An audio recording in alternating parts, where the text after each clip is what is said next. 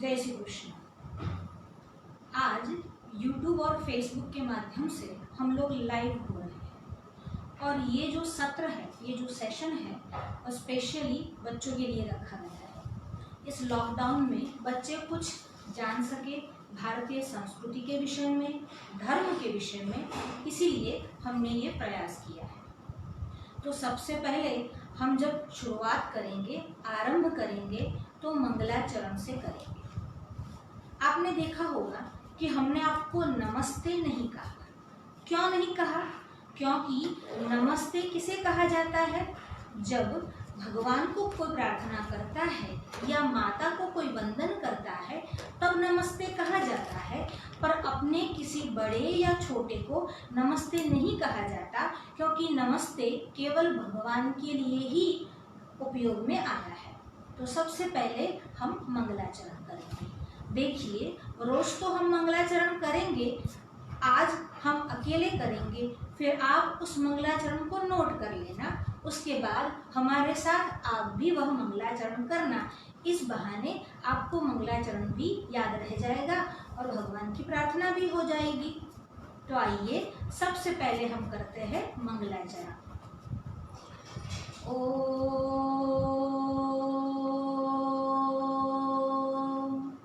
नारायणं पद्मभवं वसिष्ठं शक्तिं च तत्पुत्रपराशरं च व्यासं शुकं गौडपदं महन्तं गोविन्दयोगीन्द्रमथस्य शिष्यं श्रीशङ्कराचार्यमथस्य पद्मपादं च हस्तमलकं च शिष्यं तं तोटकं वार्तिककारमन्यान् अस्मद्गुरून् सन्ततमानतोऽस्मि।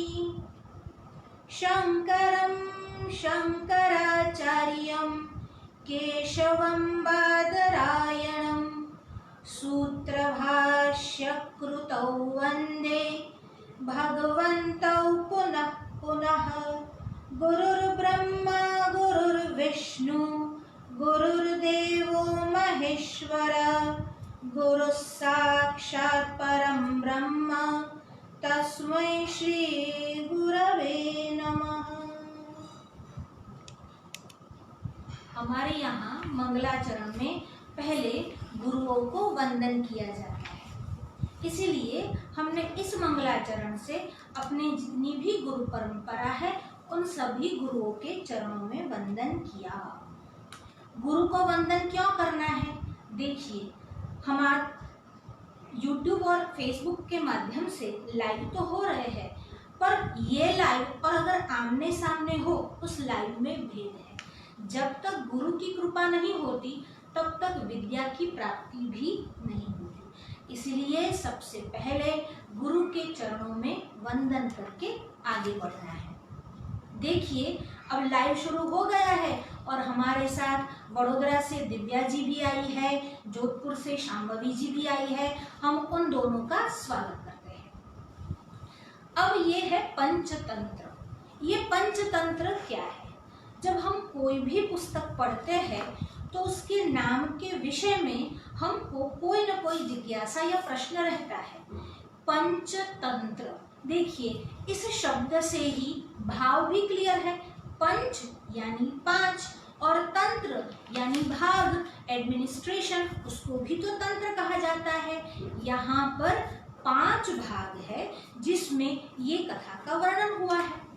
अब बात ऐसी थी कि प्राचीन समय में, बहुत प्राचीन समय में, देखिए आंजने भी हमारे साथ जुड़ गए हैं। आंजने, आपका भी स्वागत है। प्राचीन समय में एक दक्षिण में एक बहुत बड़ा राज्य था जिसका नाम था महिलारोप्य। राज्य का नाम क्या था? महिलारोप्य। उसका एक राजा था। राजा बड़ा ही शूरवीर था, बड़ा ही पराक्रमी था और बहुत बहादुर था। उसके दरबार में, दरबार यानी कोर्ट, उसके कोर्ट में बहुत सारे लोग थे, बहुत सारे पंडित थे, बहुत सारे दरबारी थे और बहुत सारे विद्वान पुरुष थे। विद्वान यानी स्कॉलर, इंटेलिजेंट। अब हमारे साथ सिरोही से भी कुछ लोग जुड़ गए हैं, उनका भी स्वागत है। तो उस राजा का नाम था अमर शक्ति। अमर शक्ति के 3 पुत्र थे, 3 बेटे थे। एक का नाम था उग्र शक्ति, दूसरे का नाम था बहुशक्ति और तीसरे का नाम था अनंत शक्ति। अब इस तीनों बेटों में से कोई भी बेटा विद्वान नहीं था, कोई भी शास्त्र को नहीं जानता था। अब हमारे साथ सूरत से नमामि बेन भी जुड़ गए हैं। नमामि बेन, आपका स्वागत है। अब देखिए, इन 3 पुत्रों में कोई भी विद्वान नहीं था। सभी के सभी कैसे थे? बुद्धू थे, मूढ़ थे। राजा को केवल एक ही चिंता थी, इन तीनों को शास्त्र कैसे पढ़ाया जाए। क्यों? क्योंकि मूर्ख पुत्र को तो कोई स्वीकार ही नहीं कर सकता। राजा का कहना था, मूर्ख पुत्र होने से तो अच्छा था कि मेरे वहां पुत्र ही नहीं होते, और इससे अच्छा था कि पुत्र होकर जन्म लेकर मर जाते। पर मूर्ख पुत्र, मैं उनको लेकर कहाँ जाऊंगा? मूर्ख पुत्रों से तो कुछ भी नहीं होगा। अगर सबके सामने सभा में मूर्ख पुत्रों को लेकर गए तो सब हमारी हंसी भी उड़ाते हैं। देखिए, अभी अहमदाबाद से हमारे साथ वंशु भी आ गई है, वेलकम।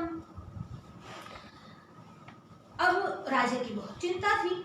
अब राजा एक दिन अपना दरबार भर के सभी जितने भी मंत्री थे, संतरी थे, सेनापति थे, सबका दरबार भर के बैठे हुए थे। और दरबार में राजा ने घोषणा की, अरे मैं क्या करूं, मेरे पास 3 पुत्र हैं, पर एक भी पुत्र बुद्धिमान नहीं। अब कोई भी ऐसा नहीं जो मेरे पुत्र को ले जाए और अच्छे से विद्या संपन्न बनाए। देखिए, अब हमारे साथ बनासकांठा से भागवत भी आए हैं और मंत्र भी आए हैं और कौटिल्य भी आए हैं, साक्षी भी आई है। आप सभी का स्वागत है। तो अब राजा की परेशानी ये थी कि इन लोगों को बुद्धिमान कैसे बनाया जाए ताकि आगे चलकर वो अच्छे से राज्य का कार्यभार संभाल सके। अरे अरे, चिन्मयी भी आ गई है बेंगलोर से। चिन्मयी, आपका भी स्वागत है। तो अब राजा की परेशानी ये थी कि उनको बुद्धिमान कैसे बनाया जाए। राजा ने सबके सामने घोषणा कर दी कि कोई ऐसा है जो मेरे पुत्रों को लेकर जाए और उनको बुद्धिमान बनाए। तभी वहां पर एक पंडित खड़ा हुआ। अब ये पंडित क्या बोलता है, राजा जी, आप बुद्धिमान बनाने की बात करते हो, आपके पुत्र तो बड़े हो गए हैं और 12 वर्ष यानी 12 इयर्स तो केवल व्याकरण सीखने में चले जाते हैं। फिर आगे धर्मशास्त्र भी तो पढ़ना है, मनु का धर्मशास्त्र पढ़ना है, चाणक्य का अर्थशास्त्र पढ़ना है, शुक्र की नीति पढ़नी है, बृहस्पति की नीति पढ़नी है, वो कैसे पढ़ेंगे। अब हमारे साथ वडोदरा से जाह्नवी भी आई है। जाह्नवी, आपका भी स्वागत है। और आगे मंजू जी भी आई है। मंजू जी, आपका भी स्वागत है दसरा से। अब बात ये थी कि 12 वर्ष 12 इयर्स तो कम से कम पर चले जाते हैं व्याकरण शास्त्र पढ़ने में। अब आगे और भी शास्त्र पढ़ने हैं। देखिए, ये जो पंचतंत्र है, जब पंचतंत्र का आरंभ होता है तब भी मंगलाचरण होता है। और ये मंगलाचरण जो है उसमें बहुत सारे ऋषियों को, पहले तो भगवान को, परमेश्वर को, देवताओं को और फिर ऋषियों को प्रार्थना की गई है और नमस्कार किया गया है। मंगलाचरण क्या है? जब हम किसी कार्य का आरंभ करते हैं तो आरंभ में भगवान को याद करते हैं, भगवान को नमस्कार करते हैं और इसी नमस्कार का नाम है मंगलाचरण। यहाँ पर भी जब पंचतंत्र का आरंभ हुआ तो पहले भगवान को प्रार्थना की गई, फिर देवताओं को याद किया गया और फिर किस किस को याद करते हैं तो कहते हैं सबसे पहले मनु को याद करते हैं। ये मनु कौन है? भगवान मनु वो है जिन्होंने धर्मशास्त्र लिखा। सबसे पहले किसी ने अगर धर्मशास्त्र क्या है? धर्मशास्त्र यानी कॉन्स्टिट्यूशन, जो लॉ है, जो कायदा है, उसी को धर्मशास्त्र कहते हैं। तो कहा सबसे पहले जो धर्मशास्त्र लिखा वो भगवान मनु ने लिखा। भगवान मनु की संतान होने के कारण मनु की संतान, मनु के बच्चे, इसीलिए हम सबका नाम मनुष्य है। तो सबसे पहले भगवान मनु को याद किया, मनवे, फिर कहा बृहस्पतये, फिर भगवान बृहस्पति को याद किया। ये बृहस्पति कौन है? बृहस्पति जिसका एक नाम वाचस्पति भी है। तो वाचस्पति और बृहस्पति ये देवताओं के भी गुरु है। जैसे आपके स्कूल में प्रिंसिपल होते हैं, टीचर होते हैं, हेडमास्टर होते हैं, तो वैसे ही ये जो गॉड्स है ना, बहुत सारे जो देवता है जिसको हम डीटीज कहते हैं। कितने डीटीज है हमारे यहाँ? 33 करोड़, 33 करोड़ डीटीज है। तो उसी डीटीज के जो गुरु है, उनके जो प्रिसेप्टर है, उनके जो टीचर है, उसी का नाम है बृहस्पति और उन्हीं का दूसरा नाम है वाचस्पति। तो पंचतंत्रकार ने सबसे पहले मनु को प्रणाम किया, यानी मनु को याद किया, फिर बृहस्पति यानी वाचस्पति को याद किया, फिर शुक्राय, फिर शुक्र को याद किया। देखिए, ये पंचतंत्र केवल देवताओं के लिए नहीं है, दानवों के लिए भी है। इसीलिए जो दानवों के गुरु थे शुक्राचार्य, उनको भी याद किया, मनु को याद किया, बृहस्पति को याद किया और फिर शुक्राचार्य को भी याद किया। देखिए, अब हमारे साथ है श्रीधाम से आद्या। आद्या, तुम्हारा भी स्वागत है। तो कहा कि इन सबको याद किया, फिर किसको याद किया? पराशराय। पराशर, पराशर किसका नाम है? भगवान वेदव्यास जो है। देखिए, यहाँ पर 3 अलग अलग तस्वीर है, उसमें जो ये ऋषि की तस्वीर है वही भगवान वेदव्यास है। तो इस भगवान वेदव्यास के जो पुत्र थे, उनका जो पिता थे, उनका नाम है पराशर ऋषि। तो पराशर ऋषि को भी याद किया। क्यों? पराशर ऋषि ने भी नीति शास्त्र लिखा है। अब हमारे साथ जिष्णु भी उपस्थित है। वेलकम जिष्णु। अब वेदव्यास के जो पिता थे उनको भी प्रणाम किया, फिर वेदव्यास को भी प्रणाम किया, फिर किसको प्रणाम किया? कलयुग में चाणक्य हुए और चाणक्य ने अर्थनीति लिखी है। नीति शास्त्र में चाणक्य का नाम तो बहुत बड़ा है, इसलिए चाणक्य को भी प्रणाम किया। किस किस को प्रणाम किया? मनु को किया, वाचस्पति को किया, शुक्र को किया, पराशर यानी भगवान वेदव्यास के पिता को किया, भगवान वेदव्यास को किया और चाणक्य को किया। और यहाँ पर प्रणाम करके आगे पंचतंत्र का विस्तार किया। अब वापस हम उस कहानी में जाते हैं। तो राजा ने क्या कहा? मेरे पुत्रों को कौन विद्वान बनाएगा? तो सारे जो दरबारी थे उसमें से एक दरबारी खड़ा हुआ और क्या कहने लगा? कहने लगा 12 वर्ष तो व्याकरण पढ़ने में चले जाएंगे, फिर हम क्या करेंगे? फिर आगे धर्मशास्त्र पढ़ने हैं, नीति शास्त्र पढ़ने हैं। अब राजा सोच में पड़ गया, क्या किया जाए, क्या किया जाए। पटेल निकिता भी हमारे साथ मौजूद है, वेलकम।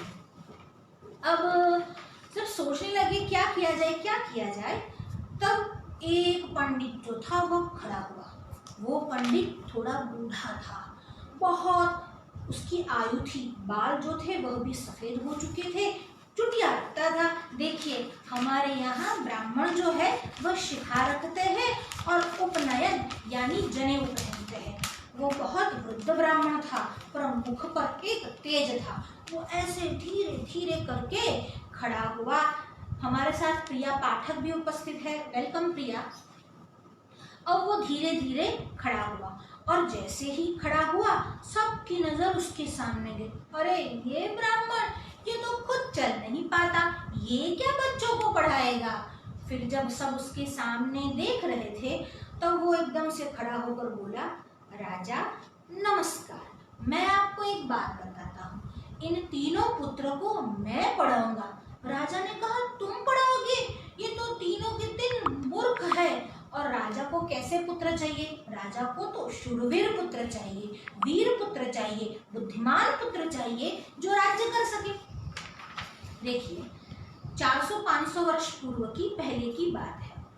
हमारे यहाँ उस समय मुगलों का शासन था। शासन यानी रूल, मुगलों का शासन था और मुगल जो थे बड़े ही क्रूर थे। वैसे तो सभी के सभी क्रूर थे, पर उसमें औरंगजेब तो बहुत ही क्रूर था। एक बार कुछ सिपाही औरंगजेब के पास एक शेर पकड़ कर ले आए। और वह जो शेर था वो बहुत ही जुनूनी था। हमारे साथ वडोदरा से जयेंद्र पाठक भी आ गए हैं। जयेंद्र जी, आपका भी स्वागत है।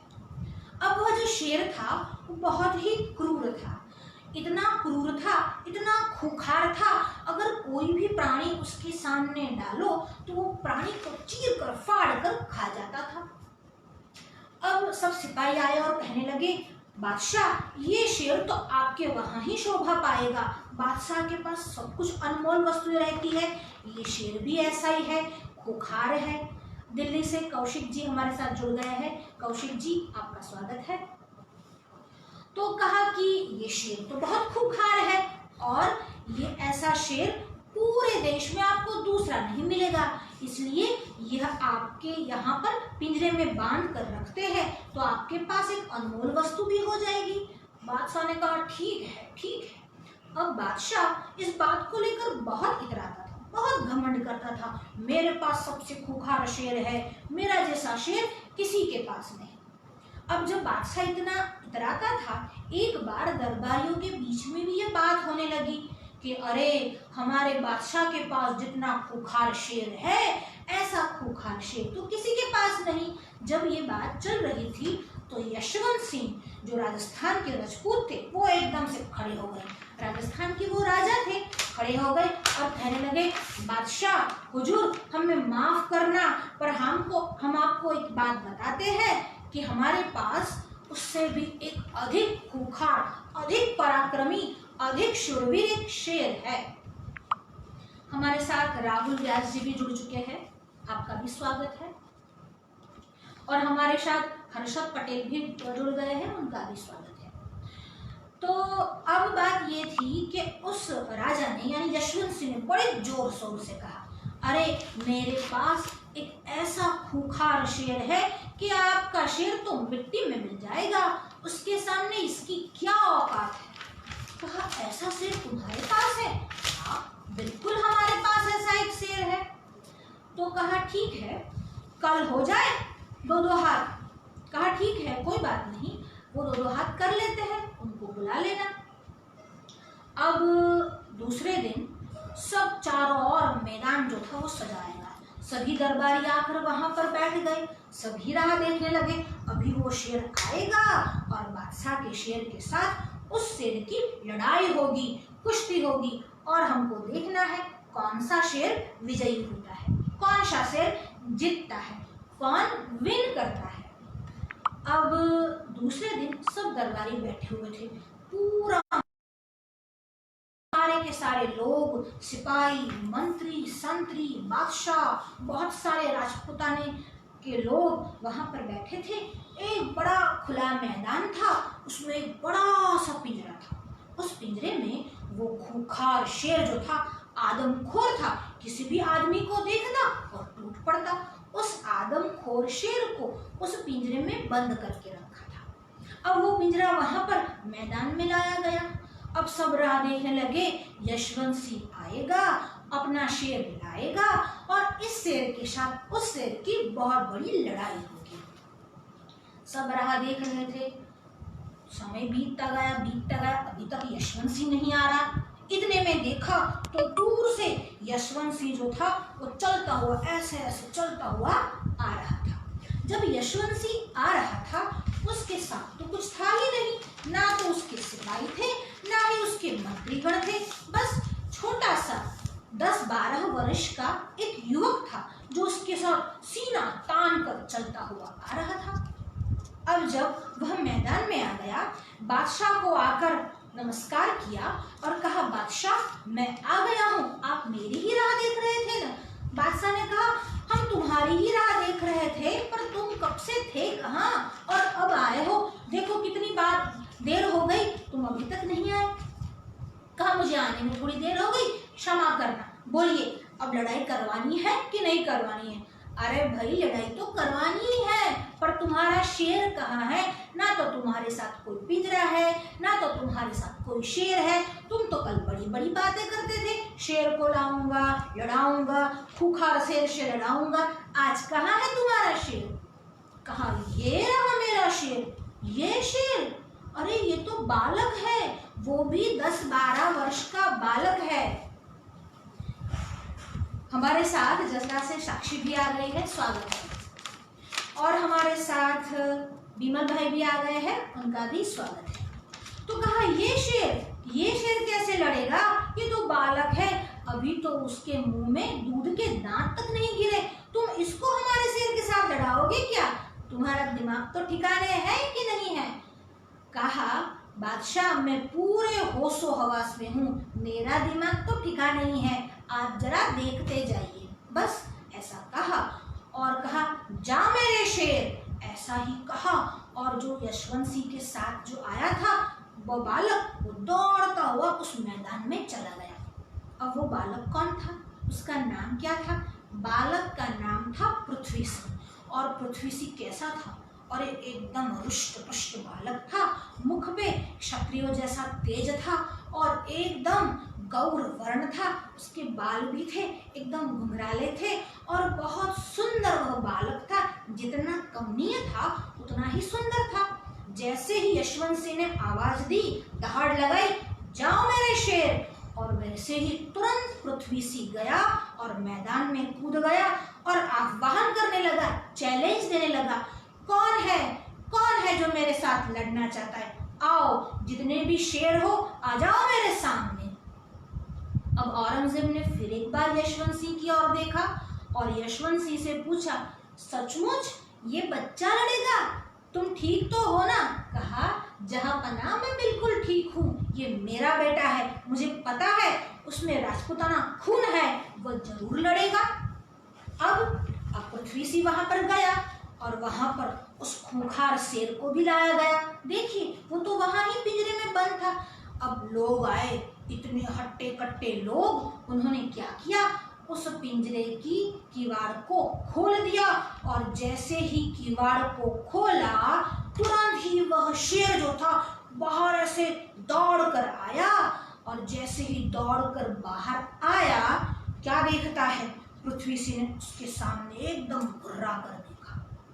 पृथ्वी सिंह शेर के सामने देख रहा है और शेर पृथ्वी सिंह के सामने देख रहा है, दोनों आमने सामने हैं। यहाँ पर पृथ्वी सिंह है और सामने शेर है और दोनों एक दूसरे की आंखों में आंखें डालकर देख रहे हैं। अब जब ये दोनों आंखों में आंखें डालकर देख रहे थे तो क्या हुआ, पृथ्वी सिंह ने एकदम जोर से दहाड़ लगाई और बोला, आओ शेर।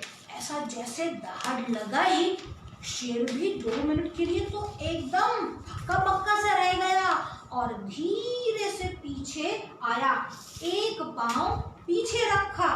देखिए, आपने कभी शेर को देखा होगा, वैसे तो अब जू में, प्राणी संग्रहालय में ही शेर होते हैं, वहां जंगल में शेर देखने का तो सवाल ही नहीं होता। पर हाँ, अगर कोई गिर में गया हो और शेर देखा हो तो जानते हैं। या फिर जू में जब शेर के सामने शिकार आता है, कभी कभी आपने टीवी में भी देखा होगा, टीवी में भी आपने वो डिस्कवरी चैनल पर शेर और शेर के साथ जो शिकार करते हैं उनको भी देखा होगा। तो यहाँ पर जैसे ही शेर के सामने कोई शिकार आता है, जिंदा शिकार, देखिए मरा हुआ नहीं, अगर कोई जिंदा शिकार आता है तो शेर क्या करता है, 2 कदम पीछे जाता है और फिर जोर से छलांग लगाता है। यहाँ पर भी उस खूंखार शेर ने ऐसा ही किया, 2 कदम पीछे गया और पृथ्वी सिंह के ऊपर छलांग लगाने के लिए जाए और जैसे ही छलांग लगाने के लिए बढ़ा, पृथ्वी सिंह ने क्या किया, झट से अपनी तलवार निकाली। देखिए, पृथ्वी सिंह के पास तलवार भी थी और म्यान में तलवार रखी हुई थी। जहां पर तलवार रखते हैं उसको कहते हैं म्यान, यानी तलवार रखने का कवर। अब जैसे ही उस म्यान में से तलवार निकाली और देखता है कि सामने कौन है, शेर है, और ऐसे ही शेर पर वार करने के लिए तैयार होता है, उद्यत होता है और यशवंत सिंह चिल्लाता है, पृथ्वी क्या कर रहे हैं तुम, यह तो धर्म नहीं है, यह तो नीति नहीं है।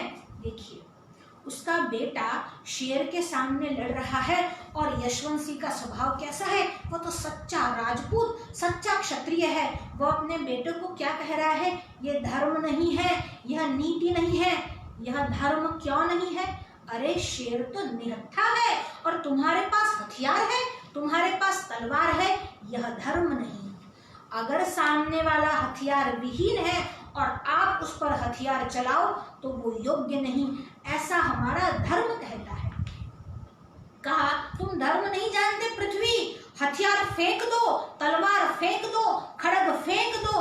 अरे शेर तो निहत्था है, निहत्थे शेर के सामने तलवार से लड़ोगे? तुम्हारी वीरता कैसी? पृथ्वी तलवार फेंक दो। और जैसे ही यशवंत सिंह ने कहा तलवार फेंक दो, पृथ्वी ने क्या किया? तलवार फेंक दी। और जैसे ही शेर उसके ऊपर छलांग लगाकर आया, वैसे ही पृथ्वी उसके ऊपर दहाड़ के गया और शेर के जड़बे को, उसके मुख को दोनों हाथ से ऐसे पकड़ लिया। जैसे ही दोनों हाथ से शेर के मुख को पकड़ा, अब शेर छटपटाने लगा, अपनी पूंछ को ऐसे ऐसे पटपटाते रहा था। और जैसे ही शेर छटपटा रहा था, पृथ्वी ने और जोर से उनके दोनों मुख को, दोनों जड़बे को जोर से पकड़ा और ऐसे करके दोनों जड़बे को चीर दिया। अब ऐसा जोर से चीरा और शेर के प्राण वही निकल गए। ऐसे ऐसे बहादुर हमारे यहाँ पर लोग थे, कैसे कैसे क्षत्रिय हमारे पर हुए, कैसे कैसे वीर हमारे यहाँ हमारे देश में हुए। और आज स्थिति कैसी है? छोटे बच्चे भी है तो इतने डरपोक है कि घर से बाहर नहीं निकल सकते, अकेले कहीं जा आ नहीं सकते। हमारे बच्चों को, हमारे बालकों को हमको कैसी कथाएं सुननी चाहिए? ऐसी कथाएं सुननी चाहिए कि जिससे हमारा डर जो हो वह दूर हो, निर्भीक हो, हम देश के लिए, हम शत्रुओं के सामने लड़ सके, देश को बचा सके, देश की रक्षा कर सके। ऐसे हमारे बालकों को सीख मिलनी चाहिए। हमारे यहाँ पृथ्वी सी हुए, हमारे यहाँ बादल हुए, हमारे यहाँ नचिकेता हुए, हमारे यहाँ श्री राम श्री कृष्ण हुए, उनकी बाल कथाएं सुननी चाहिए। पर हमारा सारा समय कहाँ जाता है? हम या तो कार्टून देखते रहते हैं, कार्टून नेटवर्क देखते रहते हैं, या फिर ऐसे ऐसे प्रोग्राम्स देखते हैं जिससे ना तो हमें सीख मिलती है, ना हमारा अच्छा भविष्य बनता है। हम देखते क्या है? ऐसे लोग डोरेमोन देखते हैं।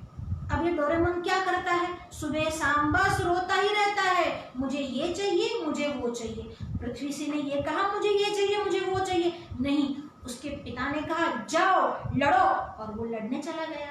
इतना ही नहीं, कहा हथियार फेंक दो, और शेर के सामने पृथ्वी सिंह लड़ा, और वो भी निहत्था होकर लड़ा, न केवल लड़ा और उसने जीत कर भी दिखाया। अब हम वापस पंचतंत्र की कथा में आ जाते हैं।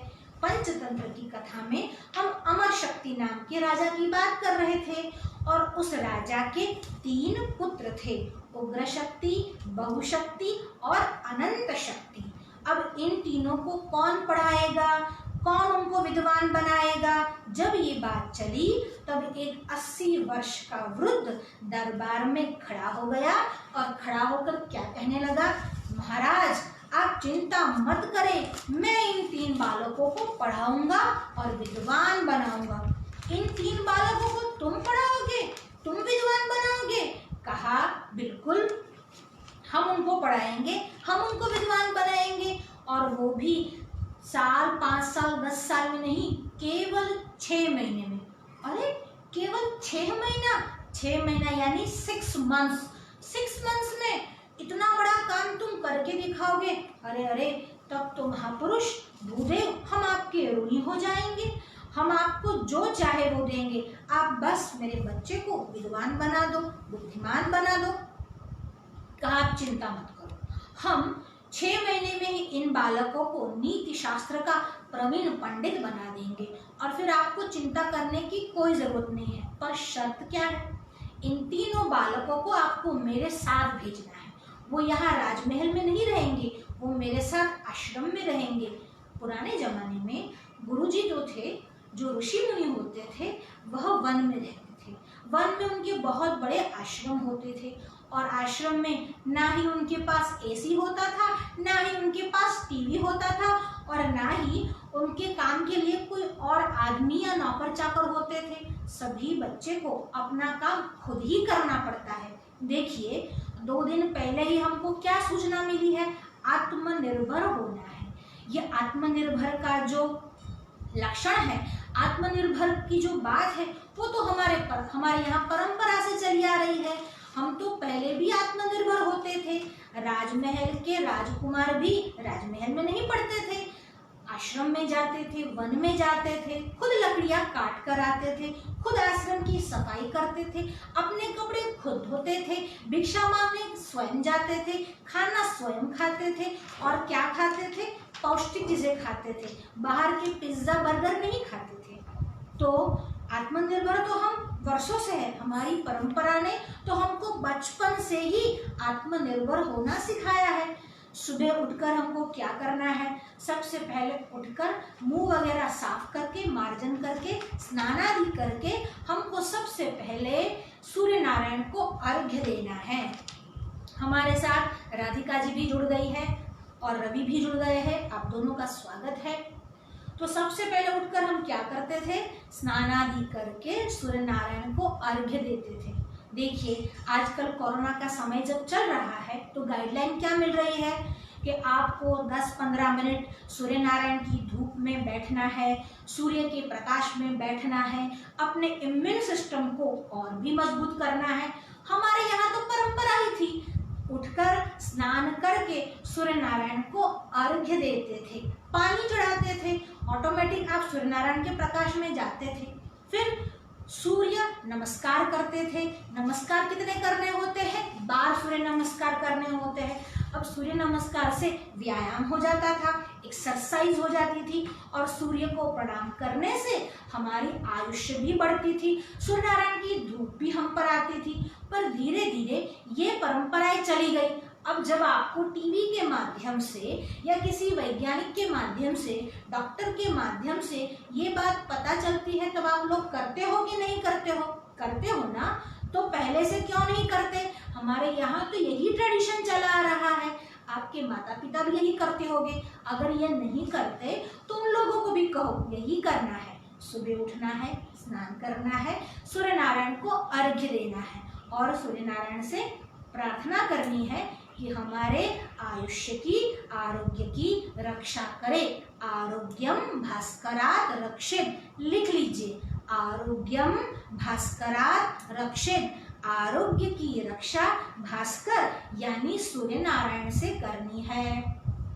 फिर सूर्य नारायण के 12 नाम बोलने हैं। ओम आदित्याय नमः, रवये नमः, पुष्णे नमः, सवित्रे नमः, खगाय नमः, अर्काय नमः, हिरण्यगर्भाय नमः, मरीचये नमः, मित्राय नमः, भानवे नमः, भास्कराय नमः। और ये 12 नाम बोलने तक और 12 सूर्य नमस्कार करने तक आपको सूर्य नारायण के प्रकाश में रहना है। अब बोलिए, आरोग्य अच्छा होगा कि नहीं होगा? अब उस वृद्ध ब्राह्मण ने, जिसने ये चैलेंज लिया था कि मैं आपके बेटे को बुद्धिमान बनाऊंगा, उसका नाम था विष्णु शर्मा। अब विष्णु शर्मा ने तीनों बेटों को लेकर आश्रम में चला गया। अब आश्रम क्या होता है?